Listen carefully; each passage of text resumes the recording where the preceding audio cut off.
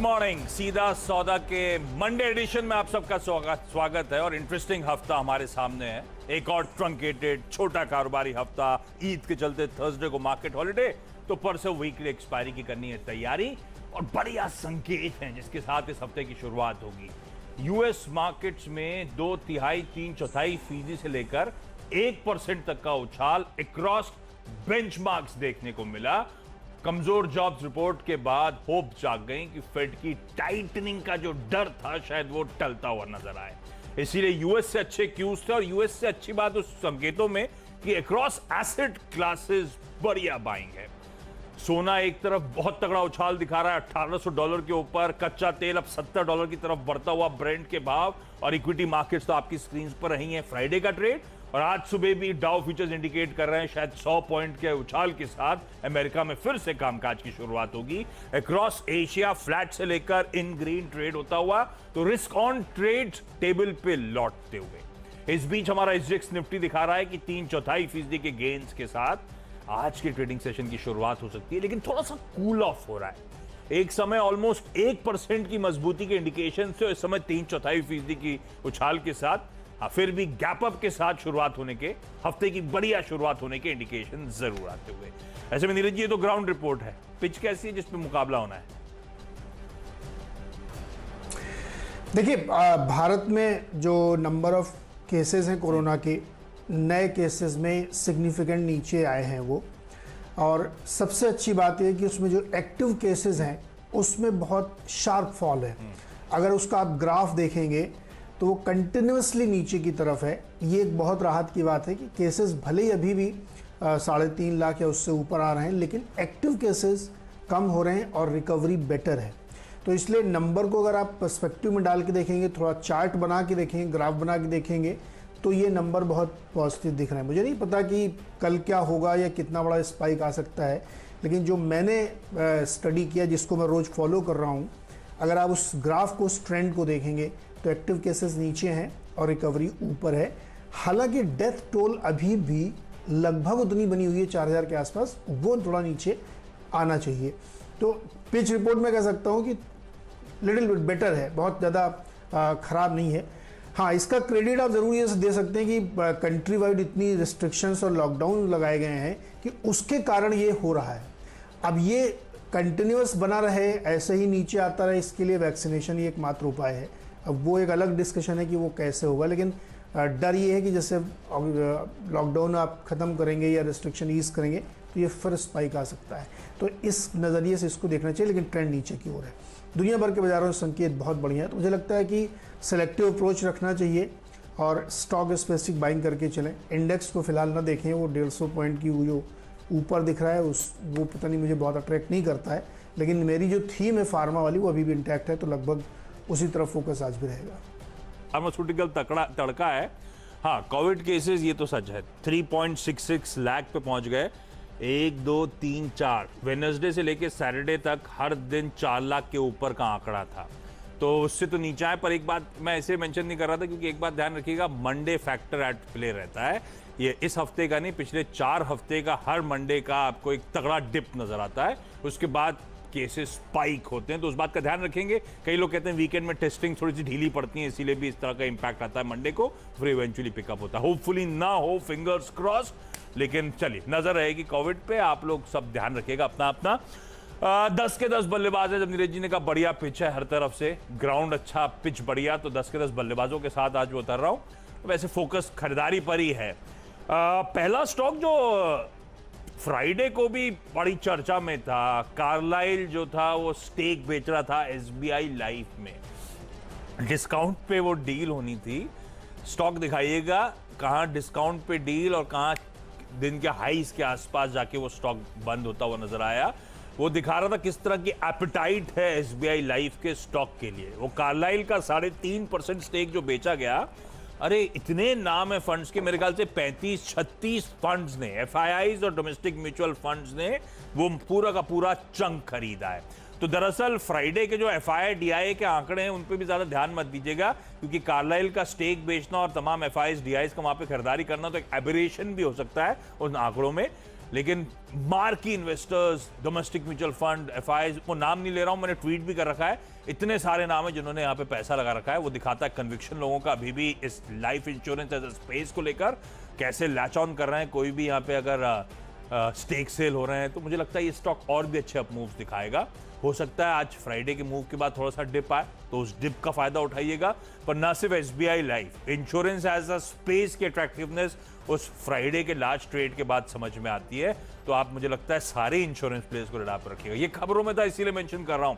ICICI Pru के आंकड़े बहुत अच्छे आए थे अप्रैल महीने के। इनफैक्ट आईसीआईसीआई प्रू नहीं, सारे के सारे इंश्योरेंस प्लेस के लार्जली आंकड़े अच्छे आए थे।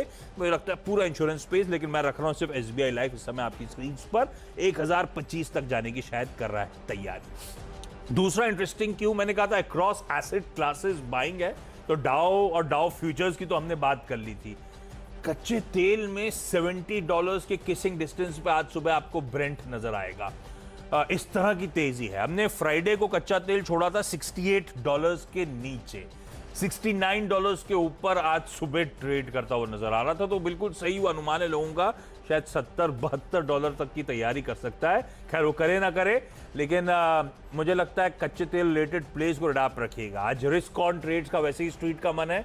ऑयल इंडिया, ओएनजीसी पिछले हफ्ते उतार चुका हूं मैं, ओएनजीसी में बहुत वैल्यू है, उसकी बहुत डिटेल में चर्चा हुई है, लेकिन ऑयल इंडिया एक प्रॉक्सी है ओएनजीसी का, छोटी 1/10 ऑफ ओएनजीसी कह लीजिए, और बिल्कुल उसका प्रॉक्सी है। मुझे लगता है ऑयल इंडिया को आज रडार पर रखेंगे। खरीदारी करने का मन, लेवल स्क्रीन पे नोट डाउन करिएगा। और क्योंकि कच्चे तेल के प्ले की बात कर रहा हूं तो एक स्टॉक और, Hindustan oil exploration company HOEC, क्या बढ़िया मूव आना शुरू है स्टॉक में, और ये आप ₹100 के पार इस समय आके खड़ा हुआ आपको नजर आएगा। फर्दर लेग्स होंगे इस तरह के मोमेंटम इन स्टॉक्स में, 160 तक के लेवल्स के लिए यहां पे अप्रोच करने के मौके। डेफिनेटली क्रूड एक प्ले होगा। 70 के आसपास अगर क्रूड पहुंच रहा है तो ये एक निश्चित तौर पे पूरे एनर्जी पैक में, या इवन आप उसके देखिए गैस के, नेचुरल गैस के प्राइसेस भी 6-7% बढ़ गए हैं। लेकिन चलिए अपनी टीम की तरफ बढ़ते हैं, और यहाँ पे पहला स्टॉक मेरा सेल कॉल है बंधन बैंक, और मुझे ये नतीजे काफ़ी कमज़ोर लगे हैं, और वो तब जबकि अभी तो बंगाल और असम में कोविड का विकराल रूप दिखा नहीं है। थोड़ी देर पहले ही मैं पढ़ रहा था 50% पॉजिटिविटी रेट है बंगाल में। असम के इनिशियल आंकड़ों से रिजल्ट की हालत ये है। मुझे लगता है कि ये बैंक अभी थोड़ा स्ट्रेस में रहेगा। बहुत सारे ब्रोकरेजेस आप पढ़िए आशीष, सब अपने टारगेट घटा रहे हैं, लेकिन बाय बाय बाय बाय चिल्ला रहे हैं। मैं बिल्कुल कन्विंस नहीं उससे। मुझे लगता है कि सच सामने रखना चाहिए। बंधन बैंक के नतीजे कमज़ोर हैं, मैसिव राइट ऑफ है, इस वजह से ग्रॉस एनपीए आप ठीक कर पाए, लेकिन उससे कोई बहुत फ़र्क नहीं पड़ रहा। हर पैमाने पे नतीजे बीट नहीं दिख रहे हैं, डाउनवर्ड्स हैं। तो मुझे लगता है बंधन बैंक सेल करना चाहिए। लेकिन इसी के कंट्रारी इसलिए कह रहा हूँ कि नतीजे अच्छे हैं। एवेन्यू सुपरमार्ट के नंबर बहुत ही ज़बरदस्त आए हैं, और यहाँ से आगे की ग्रोथ के प्रोजेक्शंस में मीडियम टर्म में बहुत बढ़िया है। मुझे लगता है उस पर फोकस करना चाहिए। रेवेन्यू जो है इनका ठीक ठाक यहाँ से निकल के आया है। एबिटा में जो हमारा 586 के सामने 613 करोड़ आया है। मार्जिन्स 0.3% बढ़ गए हैं, 8.3 हो गए हैं, और मुनाफा 414 करोड़। तो नंबर बेहतर है, इसलिए मुझे लगता है कि एवेन्यू सुपरमार्ट में खरीदारी करनी चाहिए। ओके, अच्छा, फ्राइडे को हमने एक बड़ा अच्छा शो करा था, रोटी कपड़ा और मकान। तो बेसिक आइडिया था कि कमोडिटीज में जो तेजी आ रही है, या कमोडिटीज में कई लोग कहते हैं सुपर साइकिल जो चलना शुरू हुई है, उसको बुनाने का तरीका था। तो उसमें कपड़ा था, टेक्सटाइल, और वाकई टेक्सटाइल स्टॉक्स में अच्छा मोमेंटम पिकअप हुआ है। उस दिन सारे एक्सपर्ट्स एक वॉइस में कह रहे थे वो चाइना फैक्टर एट प्ले है। केमिकल्स के अलावा टेक्सटाइल्स को बहुत फायदा ऑलरेडी मिलना शुरू हो चुका है, बहुत फायदा मिलेगा। दुनिया भर का प्रोक्योरमेंट चाइना से शिफ्ट हो रहा है, और फेरिफेरल मार्केट जैसे कि ताइवान हुआ, हमारा बाजार हुआ, इनको फायदा मिलेगा। अब मिलना शुरू ऑलरेडी हो चुका है, नहीं हो चुका पता नहीं, लेकिन नंबर्स तो बहुत स्ट्रांग है। तो मैनेजमेंट से जब बातचीत होंगी तो कमेंट्री में समझ में आएगा। 2 टेक्सटाइल कंपनीज एक साथ स्क्रीन पर, एक एक करके। नितिन स्पिनर्स टेक्सटाइल कंपनी, बहुत स्ट्रांग नंबर्स आते हुए इस कंपनी की तरफ से। आय में 35% का उछाल, क्यू ऑन क्यू भी बहुत तगड़ा ट्रैक्शन, 4 करोड़ का मुनाफा बढ़कर 42 करोड़ रुपए हो गया। पिछले क्वार्टर भी केवल 24 करोड़ रुपए के आसपास की रेवेन्यूज थे। तो अगर आपको लग रहा था पिछला वाला लॉकडाउन वाला क्वार्टर था, उससे कंपेयर करना गलत होगा, तो मैंने क्यू ऑन क्यू भी कंपैरिजन रख दिया है। बहुत बढ़िया आंकड़े आए, इसीलिए स्टॉक को मेंशन कर रहा हूं। नितिन स्पिनर्स को आप रखेंगे। दूसरी टेक्सटाइल कंपनी है सतलज टेक्सटाइल्स। बहुत अच्छे टेक्सटाइल कंपनी के आंकड़े। आय में साल दर साल 26% का उछाल, 688 करोड़ रुपए की रेवेन्यूज पहुंचते हुए। प्रॉफिट का आंकड़ा देखिए, 27.5 करोड़ रुपए। पिछले साल Q4 में 13-14 करोड़ का लॉस हुआ था। भाई फिर कंसर्न होगा कि पिछला साल ठंडा था, तो लास्ट क्वार्टर में भी केवल 11 करोड़ का मुनाफा था, जो बढ़कर अब 27-28 करोड़ रुपए में पहुंचता हुआ। दोनों टेक्सटाइल कंपनीज के नंबर्स बहुत स्ट्रांग, इसलिए दोनों को एक साथ मेंशन कर रहा हूं।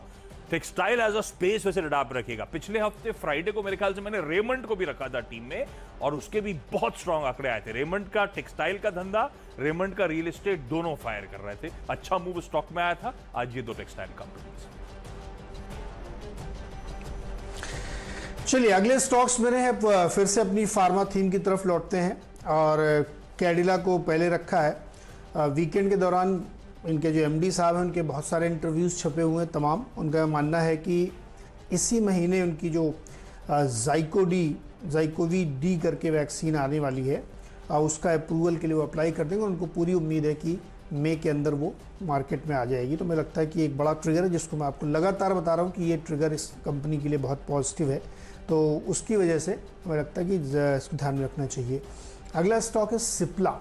सिप्ला को इसलिए चुना है क्योंकि कोविड की बहुत सारी दवाएं तो ये बना रहे हैं, आपने सुना होगा। एक वीकेंड के दौरान एक बड़ी चिंताजनक खबर थी कि एक म्यूकर माइकोसिस नाम का एक फंगल इन्फेक्शन बहुत हो रहा है पोस्ट कोविड रिकवरीज के दौरान, और उसकी दवा जो है लिस्टेड प्लेयर में यही बना रहे हैं, और बहुत महंगी दवा है और बहुत ज़्यादा उसका अचानक से केसेस बढ़ने की वजह से डिमांड दिखती हुई दिख रही है।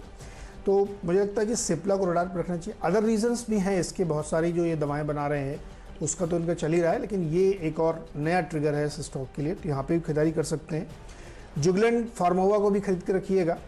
इस स्टॉक में खबर ये है कि एक इनका मामला चल रहा था सिंगापुर में, जो इनके फेवर में गया है। यूएस कोर्ट ने भी इनके फेवर में कर दिया है, तो उसकी वजह से स्टॉक में एक बार फिर से हरकत होती हुई दिखेगी। अदर देन बाकी जो कोविड से रिलेटेड दवाओं की बहुत सारी खबरें हैं, तो ये 3 फार्मा स्टॉक्स में खरीदारी की सलाह होगी।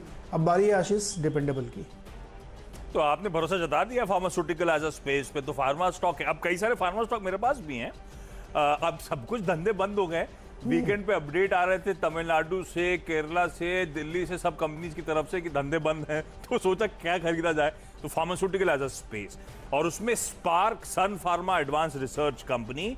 सन फार्मा जो कंपनी है देश की दिग्गज फार्मास्यूटिकल कंपनी, उसका R&D आर्म। अब इसकी बोर्ड मीट है 12 मई को। 12 मई मतलब परसों, वेडनेसडे के दिन बोर्ड मीट शेड्यूल्ड है। फंड रेजिंग पर इस कंपनी का बोर्ड विचार करने वाला है, जिसमें वारंट्स, कन्वर्टेबल इक्विटी शेयर्स में हो या फिर इक्विटी शेयर्स या सिक्योरिटीज के जरिए वो फंड रेजिंग की तैयारी हो रही है। तो एक कोई बड़ी अनाउंसमेंट से पहले मुझे लगता है यहाँ पे तेजी आ सकती है।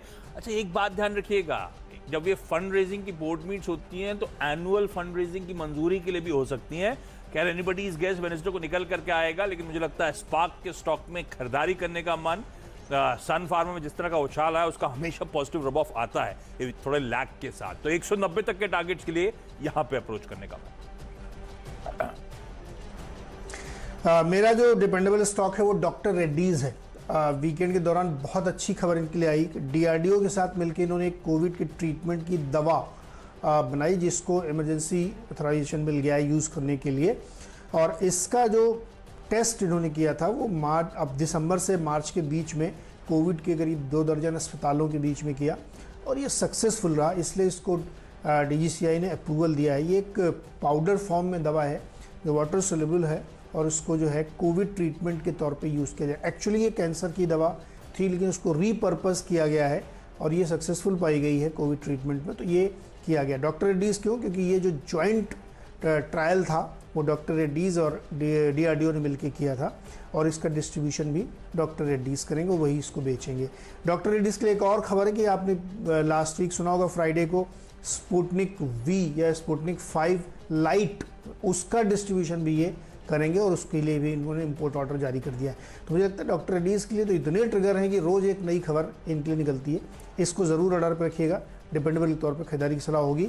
5200 का टारगेट आज के लिए होगा। एक छोटा सा ब्रेक लेते हैं, ब्रेक से अब लौट के आएंगे, आपको बताएंगे फ्री हिट और पिंच हिटर्स। सीधा सौदा में, और अभी तक आपको 6 स्टॉक्स हमने बताया, जिसमें 4 तो फार्मा स्टॉक थे और अलग अलग खबरें, और एक कम्बो खबर भी है उनके लिए। लेकिन अगला स्टॉक जो फ्री हिट के तौर पर लिया है, एक छोटी सी कंपनी है वर्धमान एक्रिलिक। नतीजों के आधार पर इसको चुना है। इसका जो टोटल रेवेन्यूज़ है उसमें करीब 29% की ग्रोथ देखने को मिली है और वो 109 करोड़ आया है। और मुनाफा इनका जो है 55% बढ़ के 23 करोड़ पे पहुंच गया है। तो नंबर बहुत अच्छे, बहुत ही स्ट्रॉन्ग नंबर है। आप क्वार्टरली भी देखेंगे या ईयरली भी देखेंगे तो नंबर बहुत स्ट्रॉन्ग आया है। तो हमें लगता है कि ये स्टॉक रडार पर रखना चाहिए, यहाँ पे एक अच्छी तेज़ी बन सकती है। अगला स्टॉक है विनाइल केमिकल। ये एक जिसको कहते हैं पिडिलाइट की प्रोमोटेड कंपनी है। वैम करके केमिकल होता है, विनाइल केमिकल, जिसका नाम पे ही कंपनी का नाम है, उसको ये बेचते हैं और ये मल्टीपर्पज़ केमिकल होता है। इसकी कीमतों में बहुत शार्प इजाफा देखा गया है। पिछले 2-3 महीनों से लगातार इसमें तेज़ी बनी है क्योंकि इसके यूजर्स बहुत बड़े हैं। तो विनाइल केमिकल को रडार पर रखिएगा। ये स्टॉक अभी भी बहुत अंडर वैल्यूड है और हमें लगता है जिस पेडिग्री का इसकी प्रमोटर्स हैं और जिस तरीके के बिजनेसेस आगे निकल के आ रहे हैं तो इस स्टॉक में बहुत तेज़ी बनेगी। पहले ये ट्रेडिंग प्लस प्रोडक्शन में थी, लेकिन अभी ज़्यादातर इनका काम ट्रेडिंग है। और ये जो वैम करके केमिकल है ये मैक्सिमम इंपोर्ट करके यहाँ पे बेचा जाता है। तो ये ट्रेडिंग बेनिफिट इनको ज़्यादा हो रहा है। हमें लगता है कि इस पर खरीदारी करनी चाहिए। विनाइल केमिकल में आज के लिए टारगेट यहाँ पे होगा 150 का। ओके, दो फार्मास्यूटिकल हेल्थ केयर स्पेस की और कंपनीज तो मैंने डिपेंडेबल में रखा था स्पार्क सन फार्मा एडवांस रिसर्च कंपनी को, पैनेशिया बायोटेक एक फ्री हिट के तौर पे। अच्छा, इसमें अच्छी तेजी आना शुरू हुई थी जब इसने कॉन्ट्रैक्ट करा था RDIF के साथ, वो रशियन कंपनी जो स्पुतनिक वी के को ओन करती है, उसका लेबल को ओन करती है, उस ब्रांड को ओन करती है। 100 मिलियन डोसेज एनुअली, यानी कि 10 करोड़ डोसेज एनुअली।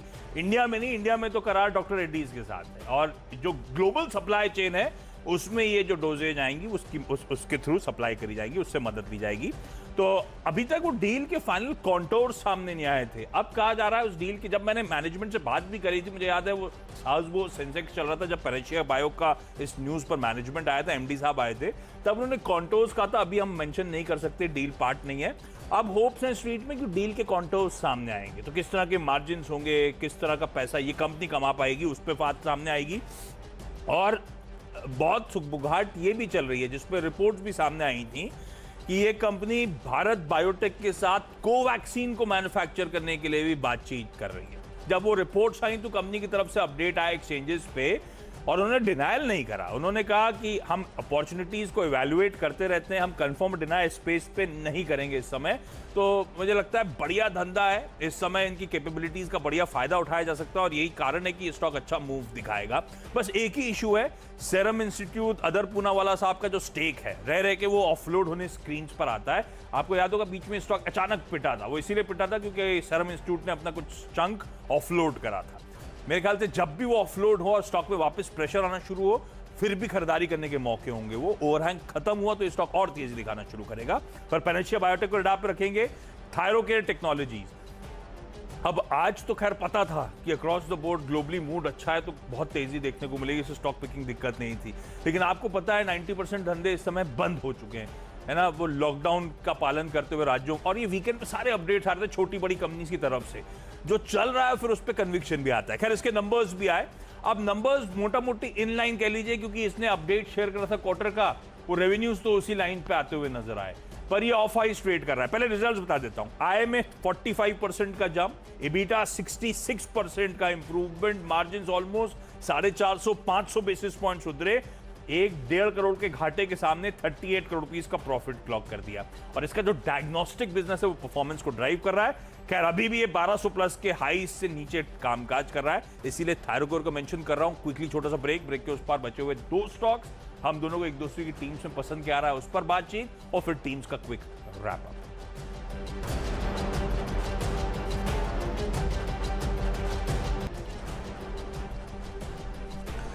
स्वागत है एक बार फिर से आपका सीधा सौदा में। और आखिरी के दो स्टॉक्स सेल कॉल वाले हैं, हीरो मोटो और मारुति। दोनों को इसलिए क्योंकि प्लांट शटडाउन एक्सटेंड किया गया है एक हफ्ते के लिए। तो मुझे ऐसा लगता है कि ये दिक्कत जो है नंबर्स में दिखेगी। पूरा जो क्रम अब तक का बहुत बढ़िया था वो टूटता हुआ दिखेगा और एक्चुअली ऑटो कंपनीज के लिए एक दिक्कत भरा समय आगे भी है। पता नहीं कब ये लॉकडाउन्स खत्म होंगे, कब ये रिस्ट्रिक्शंस खत्म होंगे और कब ये फिर से नॉर्मलसी की तरफ लौटेंगे। तो मुझे लगता है कि इसकी वजह से ऑटो स्टॉक्स में जो एक रैली बनी थी वो थोड़ी सी फिजल आउट होगी। तो यहाँ पे सेल साइड में ही आपके ट्रेड्स बनने चाहिए। अब तक बहुत अच्छा था, लेकिन आगे की तस्वीर थोड़ी सी हेजी है। तो मुझे लगता है कि दोनों में बेच के चलना चाहिए, हीरो मोटो में भी और मारुति में भी। तो बाय कॉल्स और वीकेंड क्या, फ्राइडे को जब बाजार बंद हुआ उसके बाद दोनों स्टॉक दिखाते रहिए डायरेक्टर साहब स्क्रीन पे, कोई दिक्कत नहीं। फ्राइडे को जब बाजार बंद हुआ उसके बाद अपडेट आया कि भाई वेल्सपन इंडिया की बोर्ड मीट शेड्यूल्ड है मई 14 को, यानी कि इस हफ्ते फ्राइडे को वो बोर्ड मीट है। रिजल्ट्स, डिविडेंड के साथ साथ बायबैक पे विचार होगा। तो मैंने कहा ये तो बढ़िया मौका है खरीदने का। फिर देखा वो स्टॉक तो 10-11% ऑलरेडी फ्राइडे की ट्रेडिंग सेशन में चल चुका था, तो फिर मन नहीं करा। तो ग्रुप का, और ये दोनों कंपनी जो है एकदम ठंडी पड़ी थी, तो ग्रुप का रब ऑफ आना चाहिए। अच्छे स्वीट स्पॉट में खबरें भी अच्छी आ रही थी वेल्सपन कॉर्प को लेकर, ऑटो बैगिंग को लेकर। 165 के साल के हाई से वेल्सपन कॉर्प में खरीदारी करने का मन, और दूसरा वेल्सपन एंटरप्राइजेस 135-140 के हाई से स्टॉक 100 के आसपास के लेवल्स पे चल रहा है। तो जिसको लेकर खबर आई थी वेल्सपन इंडिया, उसको अवॉइड करके उसकी ग्रुप कंपनीज दोनों वेल्सपन एंटरप्राइजेस और वेल्सपन कॉर्प आपकी स्क्रीन पर, जिनमें खरीदारी करने का मन। मेरी 10 की सीधा सौदा की टीम दिखा दी नीरज जी, सीधे सीधे 10 खरीदारी के कॉल्स हैं। देखिए, इसमें SBI लाइफ जो आपने चुना है ना, वो मुझे बहुत अच्छा लग रहा है। अच्छा इस वजह से भी कि देखिए कार्लाइल का वो सब होने के बावजूद स्टॉक फ्राइडे को ही स्टॉक ऊपर हो गया था ड्यूरिंग ओपनिंग ही। दूसरी चीज़ ये है कि लाइफ इंश्योरेंस के जो न्यू बिजनेसेस के नंबर आपको मिलते रहते हैं हर महीने, वो बहुत इनकरेजिंग है।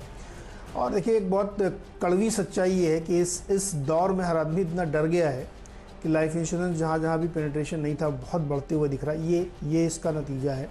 हेल्थ इंश्योरेंस भी बढ़ता हुआ दिख रहा है। तो इंश्योरेंस कंपनीज के लिए भय जब होता है ना, फियर में उनका बिजनेस होता है, और इस समय पूरे देश में ज़बरदस्त फियर है। तो insurance is a business of fear, और वही उसको बेनिफिट कर रहा है। तो SBI लाइफ कैपिटल चॉइस है। मेरी टीम देख के बताइए क्या पसंद है। अच्छा, प्रोटेक्शन का धंधा सब कंपनीज का पिकअप हो रहा है। और जो फियर की बात है ना नीरज जी, वो पिछला लॉकडाउन जब आया था ना, मार्च अप्रैल वाला, सबसे डेडली वाला पिछले साल, तब चैनल पे सिर्फ एक ही ऐड आते थे हर चैनल पे, न्यूज़ चैनल्स वगैरह पे, ब्रेक में। वो एक वेब पोर्टल जो इन सब एग्रीगेटर के तौर पे जो है, सिर्फ वही ऐड देती थी डरा डरा के। तो एक्चुअली बिजनेस फेयर का है। तो रेड आप रखिएगा SBI लाइफ को। अच्छा मेरी क्विकली, अच्छा आपकी टीम में जो एक स्टॉक है ना मुझे बहुत पसंद आ रहा है, वो आपका शायद डिपेंडेबल था, डॉक्टर रेड्डीज। कोई शक नहीं, रह के बढ़िया खबरें आती हुई, अभी भी ऑफ आइस ट्रेड कर रहा है। ऑफ आइस छोड़ दीजिए, खैर ये स्टॉक अपनी चाल चलने की तैयारी कर रहा है। बहुत अच्छी टेलविंड्स हैं, इस स्टॉक को रेडा पे रखिएगा। और क्विकली अब 10 की टीम का रैप आप लोगों की स्क्रीन पर आएगा। सीधा सौदा में आज 10 के 10 सीधे सीधे खरीदारी करने के कॉल। सबसे पहले SBI लाइफ फ्राइडे को एक्शन में था, खबरों में था। कार्लाइल ने 3.5% जो स्टेक बेचा। मार्की इन्वेस्टर्स, मेरे ख्याल से कोई ऐसा नाम आपको याद नहीं होगा जो इसने पैसा नहीं लगाया। 36 से 38 शायद DIIs और FIs हैं जिन्होंने पैसा डाला है, और गजब का पार्टिसिपेशन था। यही रीजन था फ्राइडे को अच्छा अप मूव आ रहा था। कच्चे तेल में बहुत तगड़ा उछाल है, ऑलमोस्ट $70 की तरफ ब्रेंट बढ़ रहा है। तो आपकी स्क्रीन पर ऑयल इंडिया और HOEC दोनों में खरीदारी करने का मन, सेंटिमेंट पॉजिटिव, रब ऑफ शायद देखने को मिले। 2 टेक्सटाइल कंपनीज, तो रोटी कपड़ा और मकान का स्पेशल शो आपने ओवर द वीकेंड देखा होगा, और कपड़ा वाकई बड़ा ट्रिगर बना है। दोनों टेक्सटाइल कंपनीज के ओवर द वीकेंड नंबर्स अच्छे आए। नितिन स्पिनर्स और सतलज टेक्सटाइल्स साल दर साल देखिए, Q on Q देखिए, बहुत स्ट्रॉन्ग परफॉर्मेंस। डिपेंडेबल के तौर पे एक फार्मास्यूटिकल बेट सन फार्मा एडवांस रिसर्च स्पार्क, सन फार्मा का R&D आर्म। बोर्ड मीट है फंड रेजिंग पर, इसीलिए इसको रेडा पे रख रहा हूं। 12 मई इसी महीने, इसी हफ्ते वेडनेसडे को, परसों बोर्ड मीट है। पेनेशिया बायोटेक, बढ़िया खबरों के बीच में स्टॉक में बहुत अच्छी तेजी बनती हुई नजर आएगी। कहीं भी एंट्री पाने के मौके मिले प्लीज एंट्री करने की कोशिश करिएगा। थायरोकेयर अच्छे नंबर्स, ऑफ हाई ट्रेड कर रहा है, और अच्छी टेलविंड्स तो ऑब्वियसली इस बिजनेसेस के लिए आपको नजर आती हैं। वेल्सपन इंडिया ने बोर्ड मीट की घोषणा करी है कि फ्राइडे को बोर्ड मीट है जिसमें बायबैक पे विचार करेंगे। तो वो स्टॉक तो बहुत चल गया था, तो उसकी 2 ग्रुप कंपनीज, वेल्सपन कॉर्प और वेल्सपन एंटरप्राइजेस, इन दोनों में शायद ग्रुप जो खबरों में उसका पॉजिटिव रब ऑफ होगा, इसलिए इन दोनों पे दाव लगाने की सलाह। चलिए मेरी टीम ने डाली, और यहाँ पे भी खरीदारी के साथ साथ कुछ सेल साइड के स्टॉक्स भी हैं। सेल में 3 स्टॉक हैं। बंधन बैंक, नतीजे काफ़ी कमज़ोर हैं, और हीरो मोटो और मारुति में लॉकडाउन लगातार कंटिन्यू हो रहा, प्लान शटडाउन इनके कंटिन्यू हो रहे हैं। तो वो एक दिक्कत वाली बात हो सकती है, इसलिए इन तीनों स्टॉक्स में सेल कॉल है। लेकिन इसके अलावा बाकी खरीदारी वाले स्टॉक्स हमने आपके लिए रखे हैं। फार्मा स्टॉक्स खास तौर पे सिप्ला देखिए, कैडिला देखिए, जुबिलेंट फार्मोवा देखिए, डॉक्टर रेड्डीज, इन सब में अलग अलग बहुत सारी खबरें हैं जो इनके लिए बहुत पॉजिटिव है। हमें लगता है फार्मा एज ए स्पेस ज़बरदस्त परफॉर्मेंस यहाँ से आगे भी करेगा, तो उसको रडार पर रखनी चाहिए। और इसके बाद आप डी मार्ट या जिसको एवेन्यू सुपरमार्ट के नाम से जानते हैं, वो बहुत ही नंबर अच्छे इनके आए हैं और कमेंट्री भी मीडियम टर्म की बहुत स्ट्रॉन्ग है, तो मुझे लगता है उसको भी रडार पर रखिए, खरीदारी कर सकते हैं और यहाँ पे एक तेज़ी बनेगी। वर्धमान एक्रिलिक एक बहुत छोटी सी कंपनी है लेकिन नतीजे बहुत अच्छे इसने पेश किए, इसलिए उसको शामिल किए, यहाँ पे खरीदारी कर सकते हैं। और विनाइल केमिकल्स, इसमें जो केमिकल स्पेस में तेज़ी देखने को मिल रही है, जो वैम की कीमतें बढ़ी हैं, वो मुझे लगता है कि इसको फ़ायदा देंगे, तो यहाँ पर खरीदारी की सलाह होगी।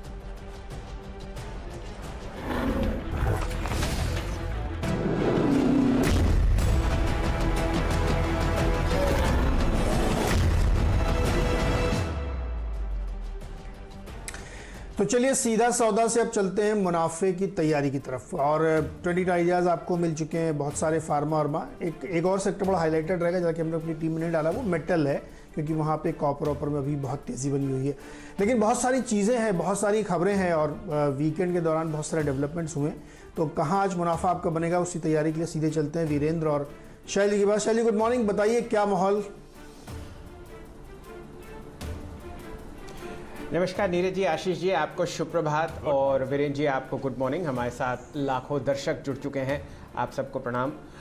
नीरज जी, मैं आपकी और आशीष जी की 2020 टीम्स पर नज़र डाल रहा था और 18 बैट्समैन आपने उतारे हैं, 7 फार्मा कंपनीज हैं, 5 नतीजों के हिसाब से आपने स्टॉक्स उतारे हैं सीधा सौदा में। तो लगातार आप बुलिशनेस बाज़ार में देख ही रहे हैं और ये सिर्फ मेरा ही अंदाज़ा हो सकता है कि जो कोविड का विकराल रूप आप बम्बई और दिल्ली जैसे बड़े शहरों में देख रहे थे, वो हल्का सा धीमा होता हुआ दिख रहा है। तो शायद बाज़ार इस बात पर बहुत अहम ध्यान दे कि भाई आप इसको थोड़ा कम होते हुए देखेंगे और ये परेशानी